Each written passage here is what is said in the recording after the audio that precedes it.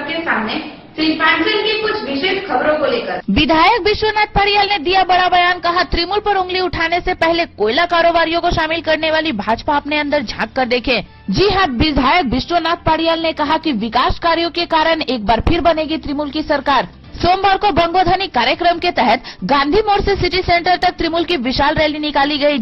बंगोधनी यात्रा के तहत संवाददाताओं से बातचीत करने के दौरान विश्वनाथ पारियाल ने कहा कि पश्चिम बंगाल में इतिहास में पहली बार मुख्यमंत्री ममता बनर्जी के नेतृत्व में दुआरे सरकार कार्यक्रम का आयोजन किया गया है। वहीं दूसरी तरफ उन्होंने भाजपा पर निशाना साधते हुए कहा कि कोयला एवं बालू कारोबारियों को शामिल करने वाली भाजपा के पास इस बार चुनाव प्रचार का कोई और मुद्दा नहीं है जिससे वह चुनाव जीत सके। এরা যারা তাদেরকে আপনারাও ভালো করে চেনেন আর দুর্গাপুরের মানুষও খুব ভালো করে চেনেন। কারা কয়লা খাদানে থাকে যে কালিমালিপ্ত হতে পছন্দ করে আর কারা বালির খাদানে থেকে বালি মেখে ঘুরে বেড়াতে ভালোবাসে তাদেরকেও আপনারাও জানেন। তাদেরকে আজকে কারা যারা আমাদের বিরুদ্ধে এতদিন অভিযোগ করতো আজকে তারাই তাদেরকে প্রকাশ্যে সমর্থন করছে। অতীতে 40 বছরের সংসদীয় রাজনীতিতে যে ঘটনা ঘটেনি এখানে সেদিনকে আমরা সেটাই দেখেছি।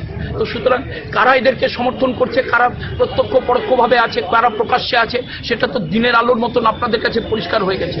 সংবাদ মাধ্যম তো সব থেকে বড় সাক্ষী এবং সংবাদ মাধ্যমের থেকে ভালো কেউ জানে না। 11 তারিখ শুরু আর 21 তারিখ শেষ, কিন্তু শেষটা আলটিমেটলি 29 তারিখে শেষ হল। কয়েকদিন এক্সটেন্ড করা হয়েছে রাজনৈতিক কারণ।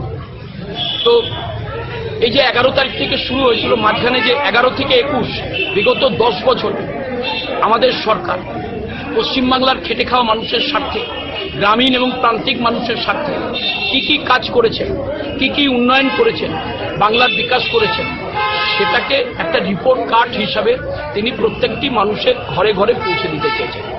এবং তার যে স্লোগান, সেই স্লোগান যে আমি উন্নয়নের নিরিখে বাংলায় নির্বাচন চাই, কাজের নিরিখে বাংলার মানুষের সমর্থন চাই। একদিকে যে বিভাজনের রাজনীতি করে যারা পশ্চিমবাংলার যে রাজনৈতিক কৃষ্টি এবং সংস্কৃতি সেটাকে নষ্ট করতে চাইছে, উনি বলছেন আমি বিভাজনের রাজনীতি করি, আমার বিভাজনের রাজনীতি আমি করি না।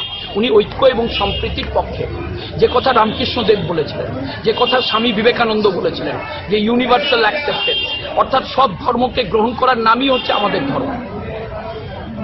হিন্দু ধর্ম পার্টিকুলার একটা ধর্ম সম্প্রদায়ের জন্য নয়, একটা গোষ্ঠীর নাম হিন্দু ধর্ম নয়।